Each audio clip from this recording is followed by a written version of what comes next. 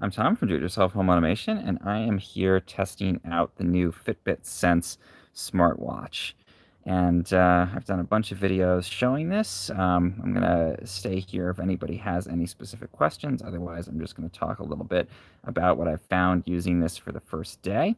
And I would mention that if you want to learn more about what I'm doing with the Fitbit Sense smartwatch, go to 10.medium.com. I'm going to be publishing really detailed reviews, deep dives, that kind of thing there on 10. You can also follow along on my channel, and I'll put a newsletter link into the description if you're watching this live broadcast after the fact, and you can tune in and actually follow me and see new things that I post about the watch.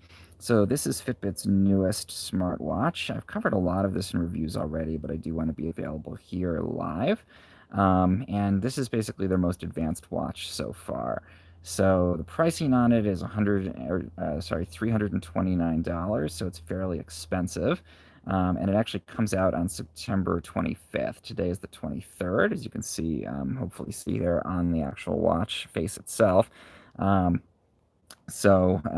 gotten this about 2 days early, actually 3 days early. I got it yesterday through a pre-sale program. One of the first people to be able to actually use this.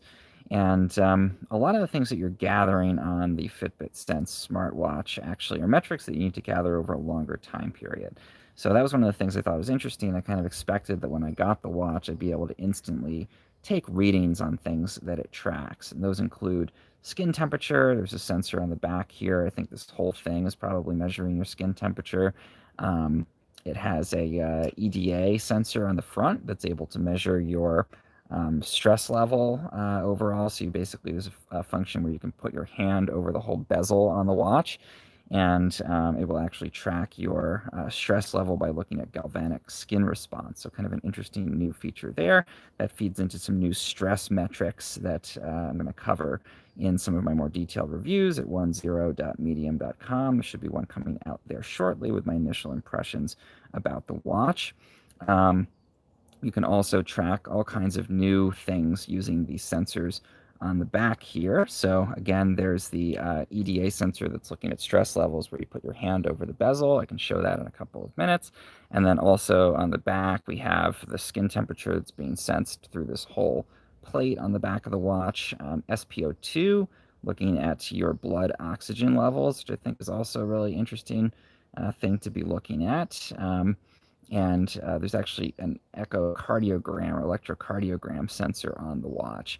Again, that's something that I will go into in a lot more detail, but you can actually use this to test and see if you have heart conditions like atrial fibrillation. And that's something that could be potentially a deadly condition, but it's kind of hard to monitor when you go into the doctor's office because it has to be happening right when you're getting scanned by the doctor. And, sometimes it happens at random. You might have a palpitation or feel something, but you're not necessarily there to have that actually tested in real time. With the Fitbit Sense, you can potentially now do that using the sensors actually on the watch, and you can get a FDA cleared reading for your ECG. So obviously that's something that Fitbit needed to get regulatory clearance to be able to do. They secured that about a week before the watch shipped. So in theory, you can now do that. I'm actually still looking to see where I can actually find the app that allows me to do that. So I'm not quite there yet, but in theory, I should be able to do that soon. So let's go ahead. I'm going to press, there's this weird inductive button on the side of the watch. That's how you control everything. You have to really mash it with your finger, I found, to actually get this to wake up. There we go with the watch face. You can see on the main screen of the watch here, we have some metrics for sleep, for steps, for heart rate, obviously time, since it is ultimately a watch. So let me wake it up again.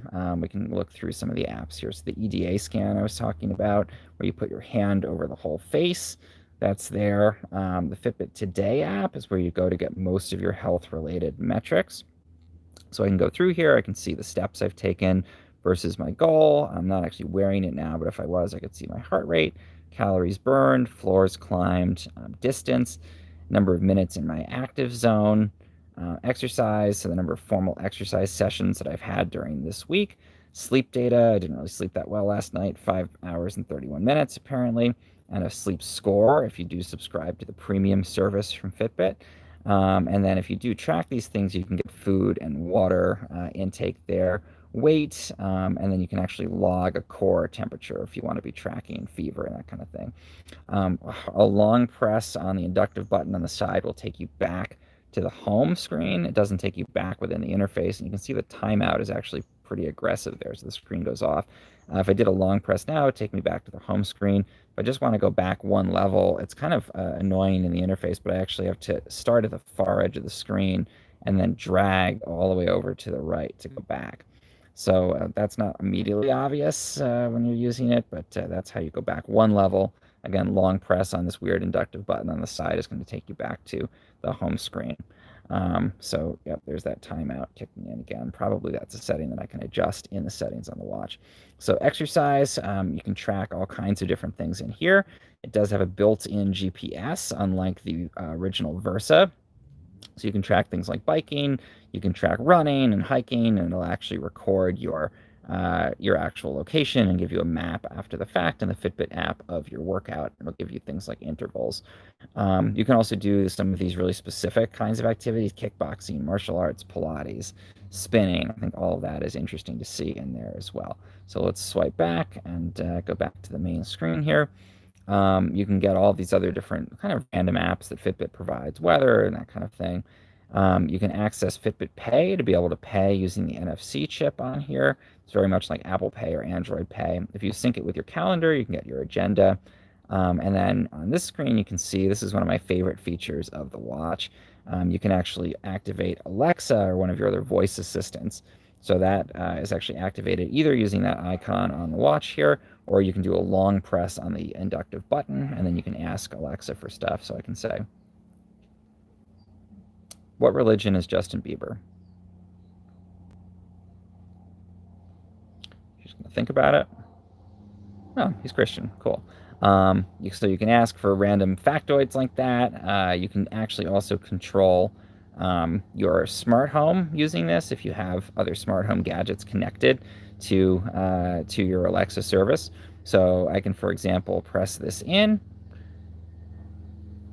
set my thermostat to 74 degrees.